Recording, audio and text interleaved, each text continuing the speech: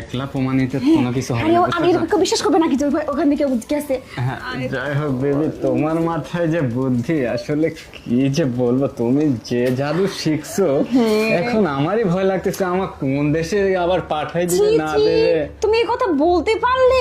আমি তোমার সাথে এরকমটা করতে পারি? আমি তোমার জান না, তুমি আমার জান না, তোমাকে আমি এরকম আরে, কেন করবো?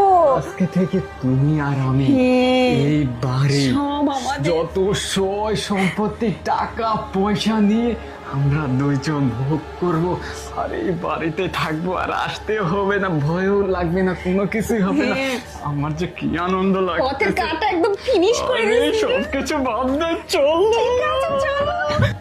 আরে আরে বেবি, শব্দ এখানে আসছে না। খাটটা তো তুমি নড়তেছে। আবার জাদু দিয়ে কোনো কিছু করছো নাকি? না, আবার না। আমাকে ঢোকানোর প্ল্যান আরে না করতেছো না, না তো? আসলে না, কিন্তু এখানে এরকম শব্দ কেন হচ্ছে আমি তো সেটাই বুঝতে আরে, পারতেছি না। আমিও তো বুঝতেছি না, বাসায় তো কেউ নেই। আচ্ছা তুলে দেখো তো, দেখি তো, চলো তো। আমার তো ভয় লাগছে। আরে আমি তো আছি, চলো ধরো।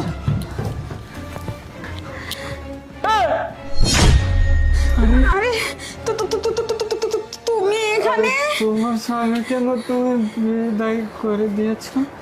তাহলে এখানে আসলো কিভাবে? তুমি এখানে কি করে আসলে? প্রিয়া, আরে তুমি এখানে কি করে আসলা? আমি এখানে কি করে আসলাম সেটা আমি নিজেও জানি না যে আমি এখানে কি করে আসলাম। মানে আমার শুধু এইটুকু মনে আছে, আমি সোফার মধ্যে ওই দিক মুখ করে শুয়েছিলাম, দুইটা হাত আমাকে চেপে ধরলো, চেপে ধরে অন্ধকার জগতের মধ্যে আমাকে নিয়ে আসলো। কিন্তু আমি কোথায় আসছি, কি করতেছি কিছুই জানি না।